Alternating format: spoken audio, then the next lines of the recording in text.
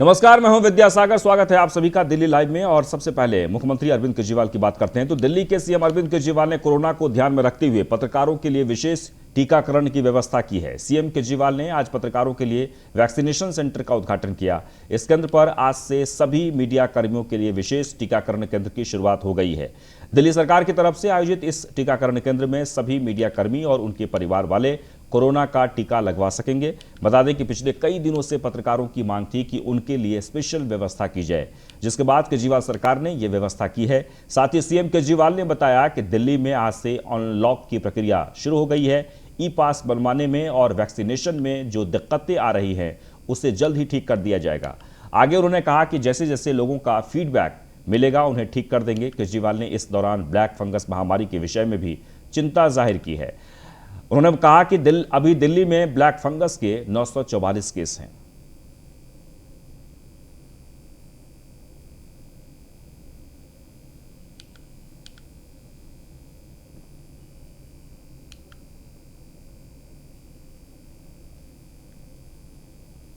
दिल्ली के उप मुख्यमंत्री मनीष सिसोदिया ने आरोप लगाया है कि बीजेपी दिल्ली के वैक्सीन अभियान में बाधा डाल रही है। साथ ही उन्होंने कहा कि एक तरफ जहां दिल्ली सरकार की कोशिश है कि भारी संख्या में लोगों को वैक्सीन दी जाए ताकि राजधानी को कोरोना की तीसरी लहर से बचाया जा सके, वहीं बीजेपी का उद्देश्य केवल वैक्सीन बचाने को लेकर हो रहा है।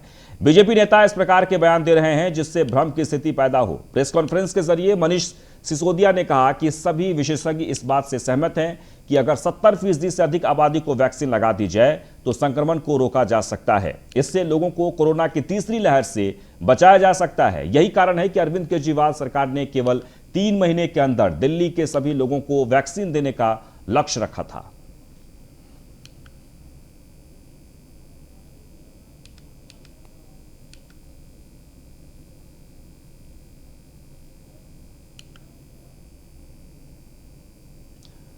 आम आदमी पार्टी के वरिष्ठ नेता दुर्गेश पाठक ने प्रेस कॉन्फ्रेंस की और बयान जारी करते हुए कहा कि कोर्ट ने भाजपा की एमसीडी से तत्काल 31 मई को कर्मचारियों को अप्रैल तक की तनख्वाह जारी करने का आदेश दिया है। साथ ही कोर्ट ने साफ किया कि यदि एमसीडी ऐसा नहीं करती है तो उस पर कंटेम्प्ट ऑफ कोर्ट कर दिया जाएगा। वहीं आप नेता दुर्गेश पाठक ने आरोप लगाते हुए कहा कि अभी कुछ दिनों पहले उन्होंने अपने पार्षदों के फंड को 2-2 करोड़ कर दिया था। यदि वो चाहते तो उस फंड से आराम से कर्मचारियों का वेतन दे सकते थे, लेकिन उनके मन में चोर है। आम आदमी पार्टी ने एमसीडी से सभी कर्मचारियों को तत्काल तनख्वाह जारी करने की मांग की है।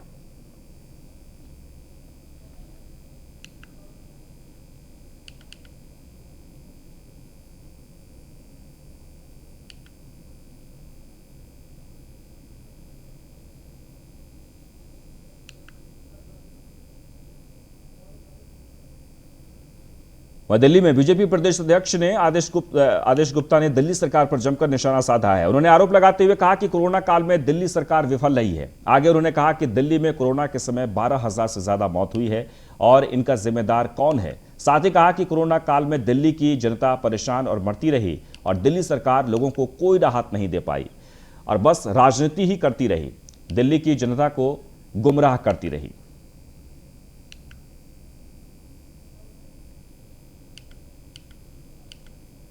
तो आप नेता दुर्गेश पाठक ने प्रेस कॉन्फ्रेंस की और प्रेस कॉन्फ्रेंस के बाद बीजेपी ने भी पलटवार किया है। बीजेपी के प्रदेश अध्यक्ष आदेश गुप्ता ने कहा कि दिल्ली सरकार ने कोरोना के दौरान सिर्फ राजनीति करती रही, किसी प्रकार की कोई मदद नहीं की। दिल्ली की जनता परेशान रहे, लेकिन दिल्ली सरकार सिर्फ राजनीति करने में मस्त रहे।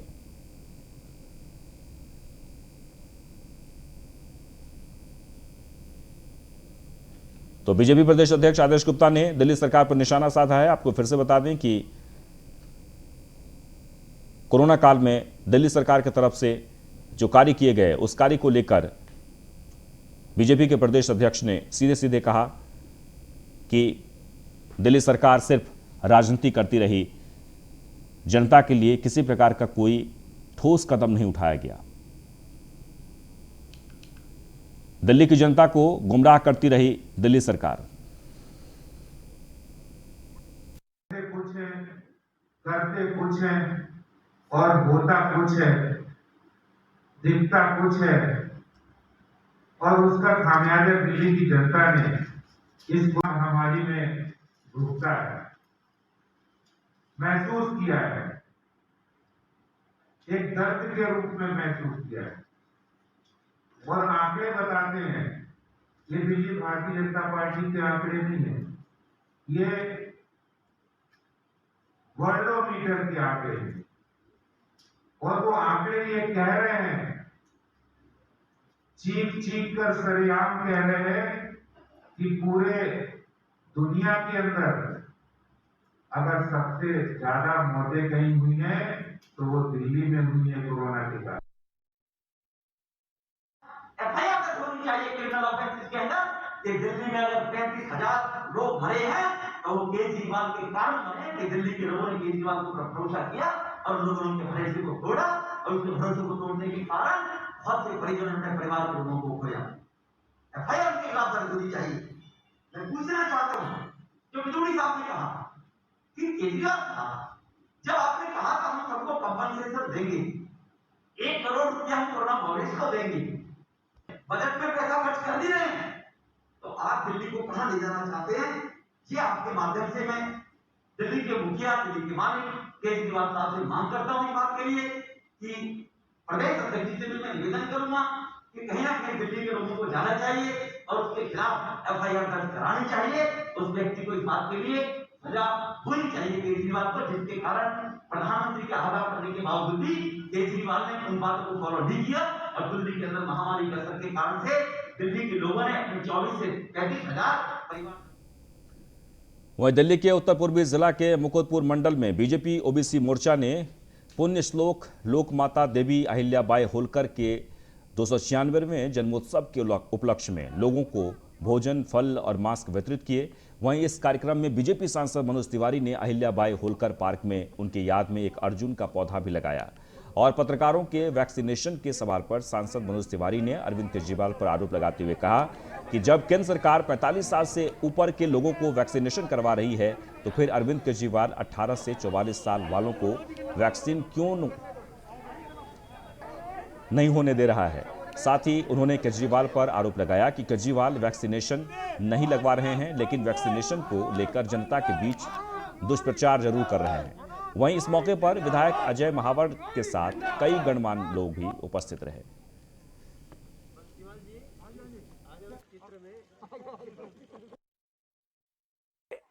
हम लोगों का इस समय सेवा ही संगठन कार्यक्रम चल रहा है और हम लोग ऐसे ऐसे महापुरुषों को भी इस दौरान, जिनकी जो तिथि आ रही है या कोई हमारा जो कम्युनिटी होता है उन महापुरुषों को मानते हैं, उनको हम सम्मानित करते हुए हम इस यात्रा को आगे बढ़ा रहे हैं। तो आज भी हमने इसी के तहत इस जहांगीरपुरी में हमने ये कार्यक्रम रखा और उसी अवसर पे माता होलकर जी को याद करते हुए फिर हमने लोगों को भोजन भी बांटा, केले भी बांटे, सैनिटाइजर भी बांटे और मास्क भी बांटे। दिल्ली प्रदेश कांग्रेस अध्यक्ष चौधरी अनिल कुमार ने प्रेस कॉन्फ्रेंस कर दिल्ली सरकार और केंद्र सरकार पर हमला बोला है। इस दौरान उन्होंने कहा कि दिल्ली सरकार और केंद्र सरकार सिर्फ खोखले वादे पर राजनीति कर रही है। आगे उन्होंने कहा कि कोरोना काल में शहीद हुए कोरोना योद्धाओं को सम्मान राशि के रूप में सिर्फ खोखले वादे मिले हैं। पिछले 1 साल में कोरोना योद्धाओं की मौत हुई है, उनमें से सिर्फ 15 लोगों को राशि मिली है। सवाल यह है कि क्या 1 साल में सिर्फ 15 कोरोना योद्धाओं ने अपनी जान गंवाई है। दिल्ली सरकार पर आरोप लगाते हुए कहा कि जनता आज परेशान है, जनता को न तो इलाज मिल रहा है और न ही खाने को मिल रहा है।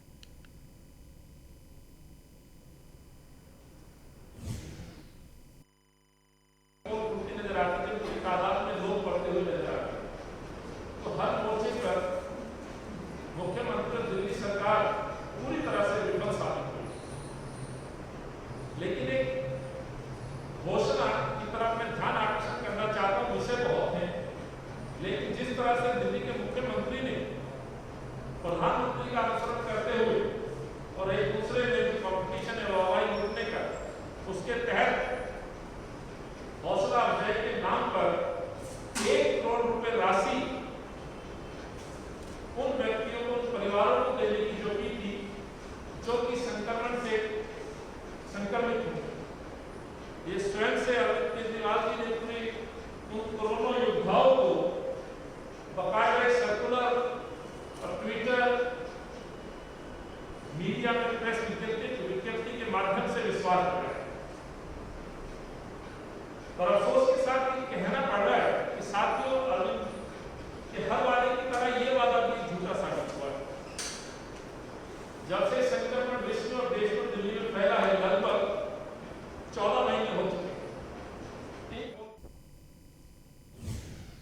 वहीं राजधानी दिल्ली में अनलॉक की प्रक्रिया को शुरू कर दिया है और आज से दिल्ली में लागू लॉकडाउन में छूट देते हुए कंस्ट्रक्शन साइट और सभी तरह की फैक्ट्रियों को खोलने के आदेश दिए गए हैं।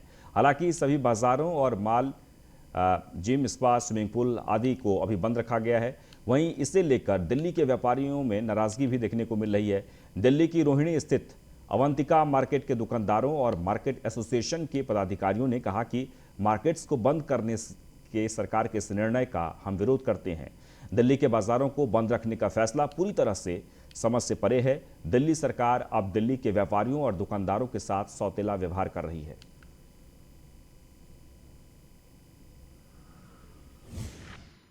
मार्केट्स बंद है, क्या कहेंगे? ये समझ से बाहर है कि किस लॉजिक पे इन्होंने ये किया है, जबकि लॉकडाउन जो है, जिस समय केस 29-30 हज़ार डेली के चल रहे थे, उस समय तो लॉकडाउन लगाया नहीं गया, फ्री कर दी। अब जब केस बिल्कुल ख़त्म हो गए, 1000 से भी कम हो गए हैं, तो भी दुकानदारों को ये राहत नहीं मिली। जबकि ये प्रवासी मज़दूरों के लिए कह रहे हैं, तो क्या दुकानों पे प्रवासी मज़दूर काम नहीं करते? एक दुकान पे एवरेज 7-8 लेबर काम करती है। तो उनके बारे में दिल्ली गवर्नमेंट ने क्या सोचा? ये समझ से बाहर है कि इन्होंने ये दुकानों के लिए राहत क्यों। अब ये जो खोलने की बात है, ये सिवाय बेवकूफ़ बनाने वाला काम है। ये खोलना नहीं होता। खोलना था तो पूरी मार्केट में जब पूरी कैट ने, दिल्ली के व्यापारियों ने दिल्ली के सीएम को एक निवेदन किया था कि क्यों ना हम दुकानें बंद कर दें, और उस लॉकडाउन में पूरा सहयोग हमारा उसमें रहा है।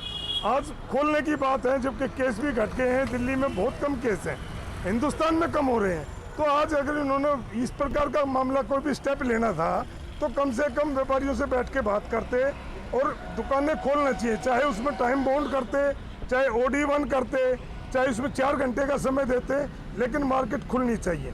जिन व्यापारियों के जो किराएदार हैं, आज उन किराएदारों के बारे में पूछ के देखो कि आज किराएदार भी हैं, स्टाफ का खर्चा भी है और दुकानें खोली नहीं जा रही हैं। बहुत परेशानी में है व्यापारी, इस पर तुरंत समाधान लेना चाहिए। अब ये जो खोलने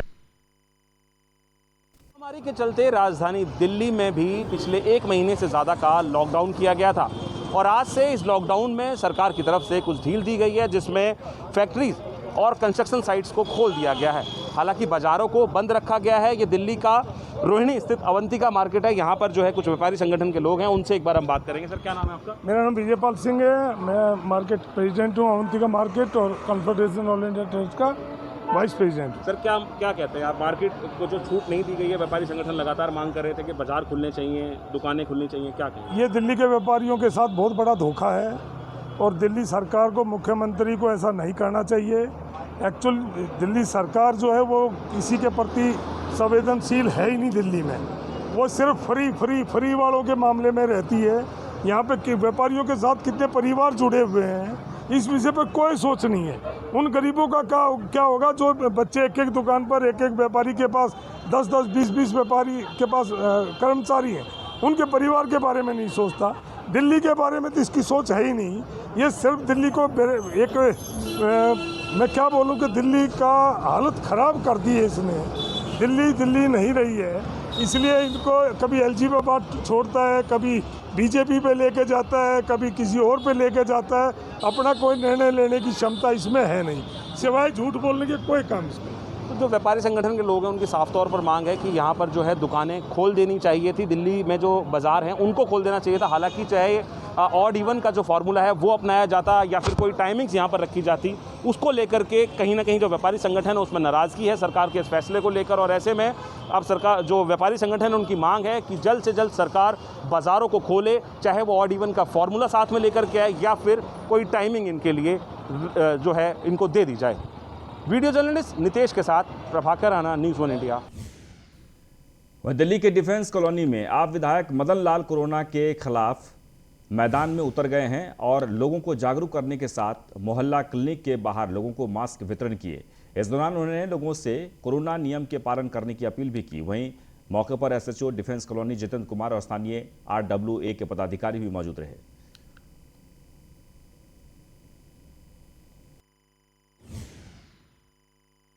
कोरोना के जो केस हैं दिल्ली के अंदर वो घटते नज़र आ रहे हैं। इसी समय मैं मौजूद हूँ डिफेंस कॉलोनी के अंदर, A ब्लॉक अंदर, जहां मोहल्ला क्लिनिक के आगे आप पार्टी के विधायक मदन लाल जी मौजूद हैं और इलाके के SHO जितेंद्र कुमार जी हमारे साथ मौजूद हैं, जो यहाँ पर जो स्थानीय लोग हैं उनको N95 मास्क का जो वितरण कर रहे हैं। हमारे साथ हम बात करेंगे आप पार्टी के विधायक मदन लाल जी हमारे साथ हैं और जितेंद्र जी इलाके के एसएचओ हैं वो भी हमारे साथ मौजूद है। सबसे पहले मदन लाल जी, सर जो आज ये मास्क मारते हैं कि जो वितरण जो आप कर रहे हो उसके बाद देखिए, ये डिफेंस कॉलोनी की जो एसोसिएशन है, अरुण जी यहाँ खड़े हैं, इनका और साथ के साथ रोटरी क्लब के सानिध्य में ये आज ये काम किया जा रहा है।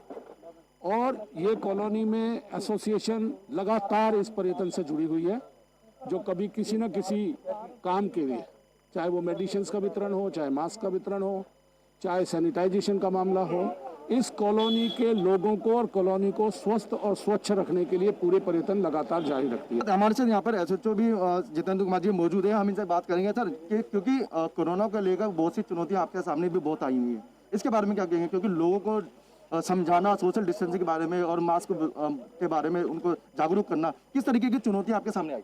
नहीं, बिल्कुल देखो, इसके लिए हमने जो है ना अनाउंसमेंट का सिस्टम बनाया है। एक टेम्पो हमने चलाया हुआ है एरिया में, चलान भी करते हैं कुछ लोग जो नहीं मानते हैं। फिर ये जो लोगों का बहुत सहयोग मिल रहा है, जो जागरूक लोग हैं, और ये हमारा लगातार इनिशिएटिव चला रहे हैं जो रोटरी क्लब के लोग हैं और ये RWA के लोग हैं। मास्क डिस्ट्रीब्यूशन का बहुत अच्छा है, बहुत सहयोग की वजह से इधर कोई ज़्यादा दिक्कत भी नहीं हुई, सब ठीक हुआ। तो उनका कहना यह है कि लोगों को यहाँ पर किसी तरीके की दिक्कत नहीं हुई है। मेरे साथ जो है मैं उत्तर पूर्वी दिल्ली के जौहरीपुर रोड प्रधान वाले स्थित एक बेहद कार्य किया गया है। आपको बता दें कि युवक की पिटाई मामले में न्यूज़ 1 इंडिया की खबर का बड़ा असर हुआ है। खबर दिखाने जाने के बाद पुलिस प्रशासन हरकत में आया और आरोपियों की तलाश में पुलिस जुट गई है। वहीं वहां पर मौजूद लोगों से पूछताछ कर रही है। बता दें कि युवक को 4 सिविल डिफेंस के नागरिक सुरक्षा समिति के कुछ लोग बेरहमी से पिटाई करने की खबर को न्यूज़ 1 इंडिया ने प्रमुखता से दिखाया, जिसके बाद प्रशासन ने एक्शन लिया है। मगर भाई गाली क्यों दे रहा है? मगर बताओ भैया उतर कहाँ है? और आते रैप्टर रख दिए मैंने में। इसके बाद में रैप्टर रखने के बाद दोनों बंदों ने रैप्टर रखे, 2 बंदे और आ गए उनके साथ में, मुझे सही से कूटा 4 बंदों ने। तो क्या वजह थी और क्यों आपको क्या आपके पास मार्क्स नहीं था? कैसे ऐसा कहा जा रहा है वीडियो में कि आपके पास मार्क्स नहीं था? लगा हुआ था, सब कुछ लगा हुआ था। तो जो आपको बेरहमी से पीट रहे थे वो सर आपको फोड़ने की बात चल रही थी? सिर फोड़ दूंगा तेरा, मार दूंगा, जो जान से मारो उसका सिर फोड़ो ऐसा कर दूंगा। तो आपने वहाँ 100 नंबर को कॉल करी? 100 नंबर कॉल करी, 100 नंबर की गाड़ी है, वो कहने लगे अगर वो होगा वो। और इसी के साथ इस बुलेटिन में बस इतना ही, लेकिन आप बने रहें न्यूज़ 1 इंडिया के साथ। नमस्कार।